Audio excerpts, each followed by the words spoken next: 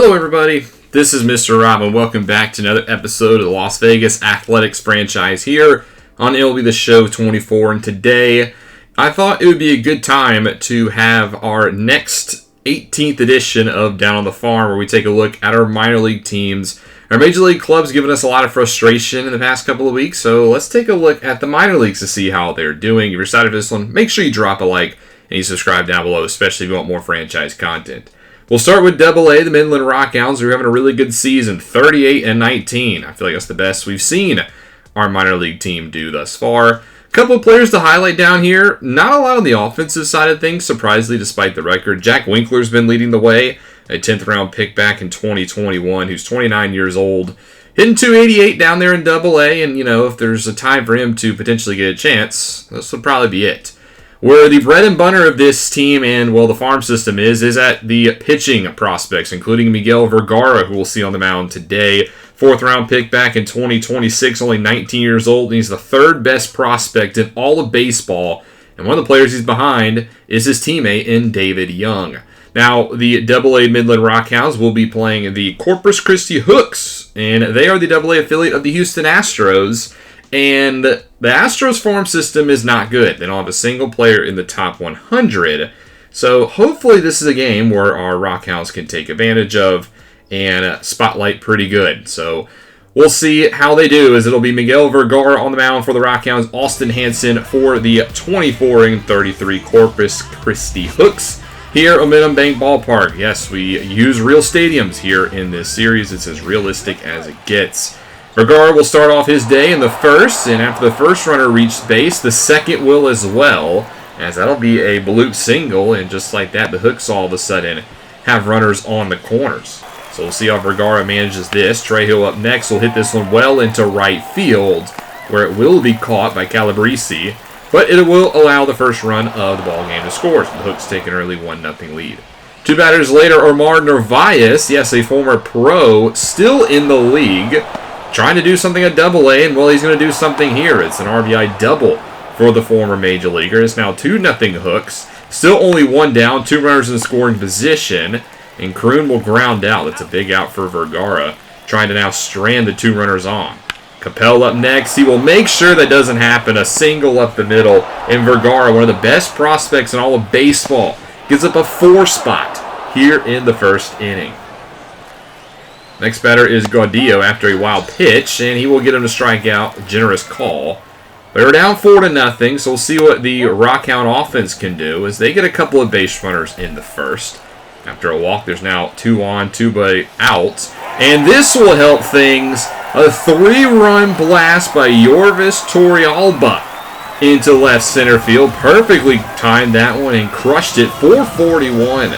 Torrealba was an international free agent this past offseason from Venezuela. He's not a big-time IFA, though. He's 30 years old already. But why not give him a shot? And, he cuts it to a 4-3 lead. In the 3rd inning, both pitchers settling down. And here's Winkler flashing the defense. That's where his game is the sharpest. As on offense, in the bottom of the 4th, he'll step up to the plate, and he will fly out. So that's kind of what you get out of Jack Winkler.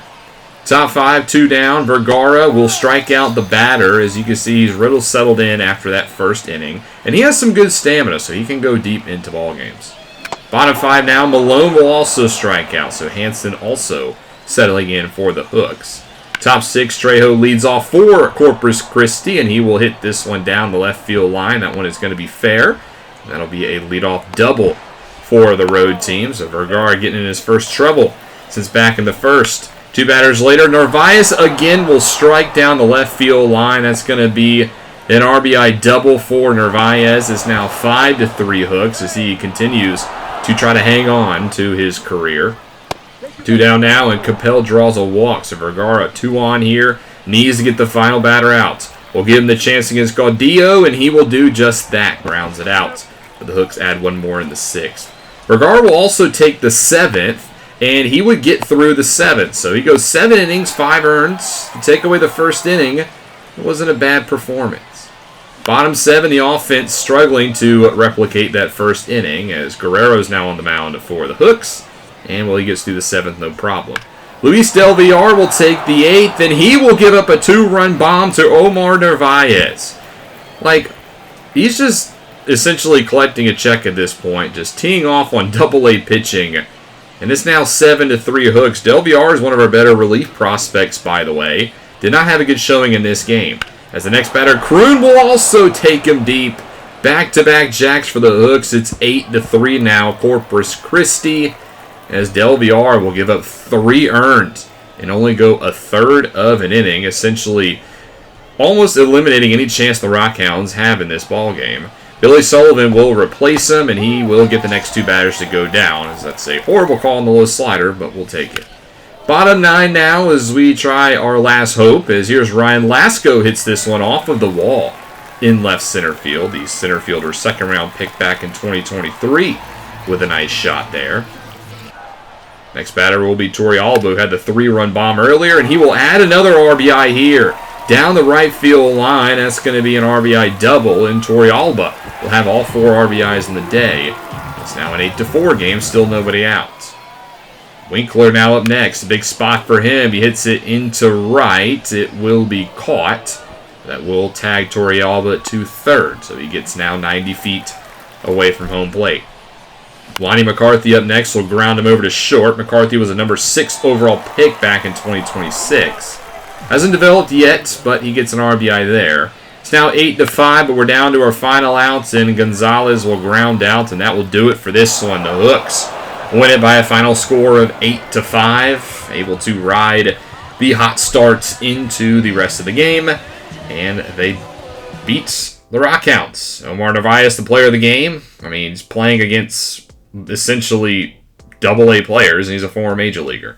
So now we'll switch gears to the Triple-A squad, the Las Vegas Aviators. They're not doing as good as the Rockhounds, 29-34 on the season, but there's a lot of top-end talent here. And the top player I want to highlight is Charlie Rowe, the number 4 overall pick in our second draft here in the series. And his bat has been great. He's hitting .368 in Triple-A, and Double-A hit well over 300. He is a guy who could make a difference in the major leagues sooner rather than later. His one Achilles heel is he just can't stay healthy. There's also Tyler Freeman, who I want to highlight because we called him up to the Major League Club and he didn't play a game. But he's having a good game down here in AAA this year, so I think despite the majors not working out for him thus far in his career, I think he maybe deserves one more chance. And on the mound, we'll see Hogan Harris, the 31-year-old who has plenty of Major League experience, but has kind of seen his spot taken with the influx of young pitching prospects here in the organization. He hasn't pitched in the majors in 3 seasons, and he might be holding on to his last chance. Also, Tony Santillan down here at AAA. He's had a good year with the Aviators. Last year, he was atrocious with an over 9 ERA as a closer. And the year before that, he was an all-star. So, hopefully we're going to get back to that all-star Santillan. We'll play the Sugarland Space Cowboys today, who are also the AAA affiliate of the Houston Astros. So, we'll see a lot of the Astros prospects here in this one, a team that we could see playing in the near future. They're 24-39 are the Space Cowboys, as they will send Tyler Madison on the mound, a 4th-round pick back in 2021 by Detroit. He was picked up by waivers by the Astros this past offseason. We'll go top 1. Here's Rowe at the plate, and he will single into right. Rowe's a very interesting frame. He sits 5'10 as a first baseman, and he doesn't hit for a lot of power. So I think maybe he would be more suited for the outfield. He can play some left. So we'll have to see what happens with him. But then Ryan Hampton will ground out into a double play. So nothing happens in the first. Meanwhile, Hogan Harris in the bottom half of the inning will go 1, 2, 3. So a nice start for the 31-year-old. Top 2 now. Here's Pedro Pineda with 1 on and 1 out. And he hits a fastball well into right field.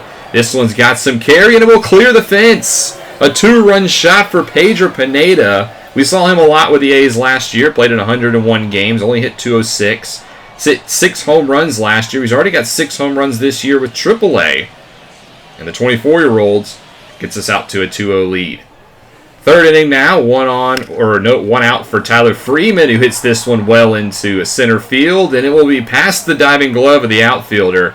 And he's going to be rounding second base, going for 3, and Freeman will have himself a 1-out triple.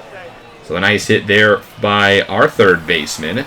See if Charlie Rowe can bring him in, and he will. He grounds out to third base. That'll be an out, but he accomplishes his mission. It's now 3-0 Aviators. Bottom 3 now. Here's Lorenzo at the plate for the Space Cowboys, and he nukes this one to right. No doubt about this one. Over the hill off of the boards out there for a solo home run. That's actually the first hit of the day for the Space Cowboys. Just unfortunately for Harris, it was the long balls. It's now 3-1. Top 4 now. Colby Thomas draws a walk. And again, the Aviators getting in business. Doing a good job getting some base runners in this game. As Brett Harris now with one out, though, will ground this to short. And it will not be a double play. Good hustle to be out the throw. The inning stays alive. Now there's runners on the corners for Jeremy Ironman, and he will take advantage. Perfectly times this one to left center. That one is way out of here over the billboards out there. A 3-run blast. It's now 6-1. 468 for Ironman. And that's all off the back of the hustle of Harris to beat out the throw at first, keep the inning alive, and allows Ironman to take Madison deep. 6-1 now as we go into the bottom of the 5th, and Baez will answer with a solo shot. It is now 6-2. Second home run of the day for the Space Cowboys, and that's actually their second hit of the game as well. They've only gotten 2 hits, but they've just both been home runs. Bottom 6 now, Harris trying to go 6 strong, and he does. He goes 6 innings. 2 hits, just 2 earned. A great day, though, for Harris. As we go into the 7th now, Adrian Martinez in relief, and he walks the first batter on 4 pitches. Now a 2-0 count to delay, and he rips this one to left, and that's a 2-run blast way out of here as well. The ball's just flying out of here at Sugarland, as that's a 2-run shot. Again, only the 3rd hit of the day for the Space Cowboys, and it's a home run. They've only hit home runs. Martinez will then settle down as he'll get the next 2 batters out, and then gets Dickey to ground out here to end the 7th. Top 8, runner on first now for Thomas, one of the few Aviators without a hit today, and he'll change that here with a single up the middle. That's number 11 for Las Vegas, as they have 2 on, nobody out. Now 1 down for Harris, who hits it over to second, a nice diving effort, but there will not be a play at first, and the bases are now loaded. A chance for the Aviators to add some insurance runs here. Jeremy Ironman, who hit the 3-run blast earlier, will go down on the circle change. Nice pitch there by Hester. And now it relies on Kyle McCann. Full count pitch, and he can't make up his mind, and it's called strike 3 on the corner. So the Aviators leave him loaded as we go bottom 8 now. Lucas Urseg in, our closer, back in the first year of this series. Still kicking it down here at AAA, and he gets a 1-2-3-8. Top 9, here's Charlie Rowe back at the plate, having himself a great day, and he will get another base hit here. A 4-hit day for Charlie Rowe. The average now up to over 380. I think his chance of the majors could be coming soon. 2 down now for Lawrence Butler, and he will perfectly hit this one to second. Again, the second baseman with a nice effort, but he can't make the play. So 2 on now, 2 outs for the 5-hole hitter, Colby Thomas, who singled in his last at-bat. First pitch here, gets a high fastball, but he'll fly it out to right. So it'll be a 2-run lead going to the 9th. Urseg would actually stay in the game, trying to get a 2-inning close, and he will do just that. 6 up, 6 down for Urseg, and the Aviators win this game by a final score of 6-4. A good performance for the AAA squad. We got to see a lot of players play really good, and the funny thing is the Space Cowboys finished with 3 hits.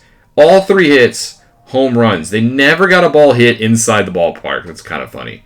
So that'll bring us to the end of this episode. Next episode, we return back to the Major League Club with a 3-game road trip to Colorado before facing the Diamondbacks. The best and the worst of the NL West up next.